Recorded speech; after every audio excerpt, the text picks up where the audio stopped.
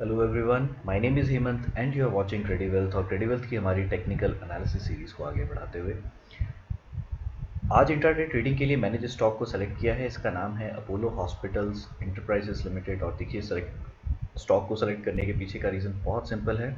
अगर आप यहाँ पर देखेंगे अपोलो एंटरप्राइजेस 2 दिनों की गिरावट के बाद पिछले 4 सेशन से एक बहुत ही अच्छी रेंज के अंदर ट्रैवल कर रहा है। और इस रेंज पर अगर हम देखें हमारा ट्रेडिंग प्लान बहुत ही सिंपल तरीके से आज बन सकता है। All we just need to wait is कि प्राइस हमें इस रेंज को किस डायरेक्शन में ब्रेकआउट करता हुआ दिखाई देता है। तो आइए एक बार इस चार्ट को 15 मिनट के टाइम फ्रेम पर या 30 मिनट के टाइम फ्रेम पर हम देख लेते हैं, जस्ट टू अंडरस्टैंड कि फीचर्स किस तरीके से बन रहे हैं। तो देखिए सबसे पहली चीज़ मैंने यहाँ पर कुछ सेट ऑफ लाइन्स को मैंने यहाँ पर ड्रॉ करा हुआ है, तो मैं एक एक करके सबसे पहले आपको वो लाइन्स में समझाना चाहता हूँ।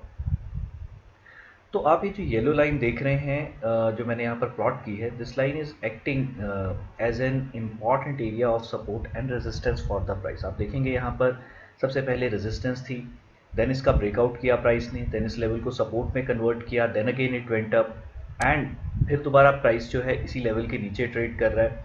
तो अब देखिए एक चीज़ तो बहुत सिंपल है, जैसे ही प्राइस अब हमारा इस लेवल के ऊपर, एंड ये लेवल है हमारा 5036 रुपीज़ का, तो जैसे ही प्राइस 536 रुपीज़ के ऊपर एक कन्विंसिंग क्लोजिंग हमें देता है, हम यहाँ से लॉन्ग डायरेक्शन का व्यू बना करके चल सकते हैं और हमारे टारगेट्स 5139 रुपीज़ तक के हो सकते हैं। तो काफ़ी अच्छा हमें मूव मिल सकता है। एंड अगर मैं इसको इन टर्म्स ऑफ परसेंटेज अगर कैलकुलेट करूँ तो यहाँ पर हमें एक काफ़ी अच्छा ऑलमोस्ट 2% के आसपास का मूव हमें मिल सकता है। और इस 2% के मूव में से एटलीस्ट हम 1% का मूव तो कैप्चर कर ही सकते हैं।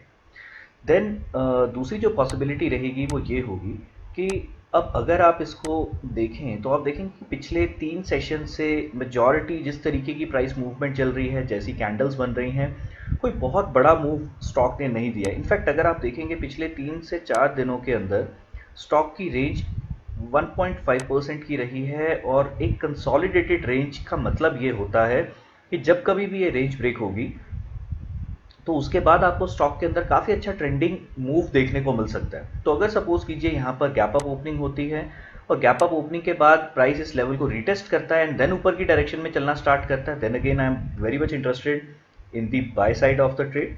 लेकिन बाय एनी चांस अगर प्राइस की ओपनिंग गैप डाउन होती है और गैप डाउन ओपनिंग के बाद जैसे ही ये लेवल ब्रेक होता है, हम यहाँ से शॉर्ट डायरेक्शन का व्यू भी बना करके चलेंगे और हमारे टारगेट्स इसमें काफ़ी अच्छे टारगेट्स हो सकते हैं। क्योंकि अगर मैं जैसे ही चार्ट को जूम आउट करता हूं तो आप देखेंगे कि इस लेवल के टूटने के बाद पहला जो स्टॉप प्राइस लेगा that would be at the level of 4900 rupees. And then 4900 rupees के बाद आप देखेंगे तो काफ़ी अच्छा फॉल हमें स्टॉक पे देखने को मिल सकता है।